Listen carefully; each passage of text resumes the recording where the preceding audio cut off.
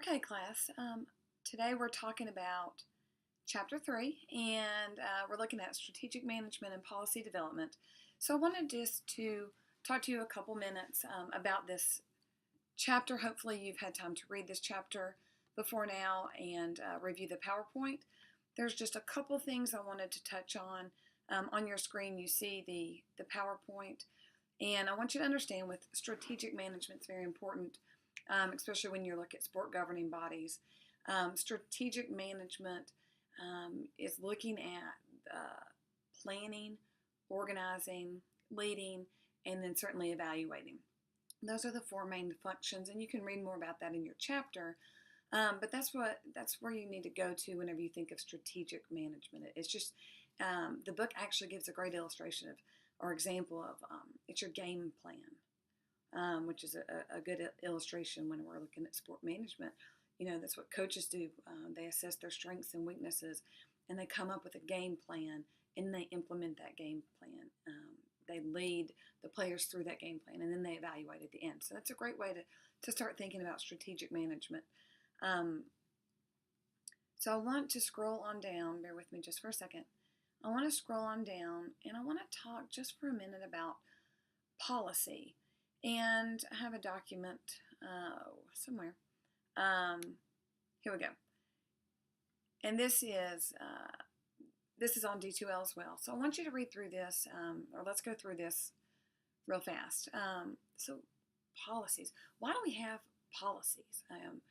And the chapter does a good job of talking about policies, but I just wanted to go into a little bit more detail, especially because this week you have your first case study that's due, and it's about policy analysis and development of policy. So why do you have policies? You can see on your screen, organization without policy is an organization without control. So you have to have these policies in place.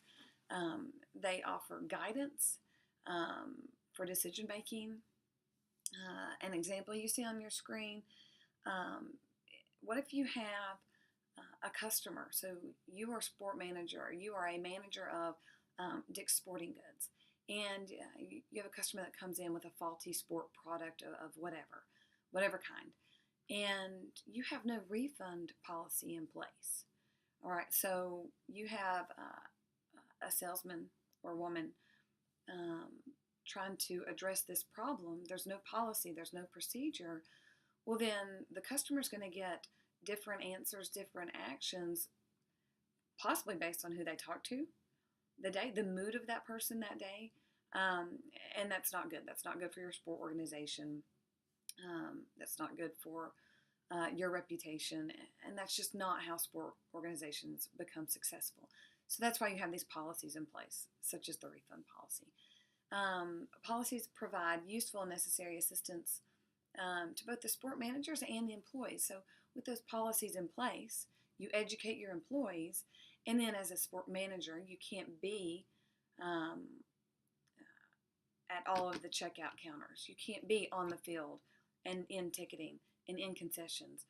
So you have these policies and procedures in place for that very reason. All right, so it limits decreases your amount of direct supervision, and then in return increases the efficiency of your work processes. Now let's look at some benefits of policies. This isn't all inclusive, but just some benefits to give you some ideas. Help the staff to make decisions more efficiently. So you're looking at consistency, and there's importance in consistency. There's customer satisfaction increases when you have consistency, and people know what to expect with your sport organization. Certainly provides instruction on how to do tasks, creates confidence and reduce bias on decision making. Again, you have that policy in place for that reason. You protect your staff. You help the staff initiate actions and take responsibility without constant reference to management. Again, you as a sport manager, you need your employees to have that confidence, to be well trained, and to know what policies you do have in place so that they can implement them. And now I'm not going to go through this. I did attach this as a supplement to your readings. And I think that this will just be beneficial when you look at your case study. your specific case study that's due this week. You are an athletic director. You have some issues with placement of different teams with limited practice and game facilities. And so as you wrap your mind around how you're going to answer those questions, I think you could reference this document on D2L, and it kind of gives you a step-by-step process. You don't have to use this verbatim. I just thought it was a helpful resource for you. Okay, so I hope that was helpful information on policies and the importance of policies. Again, make sure you've read that Chapter 3. You have looked through the PowerPoint in detail, and then opened up and read through some of the supplementary documents that I've posted.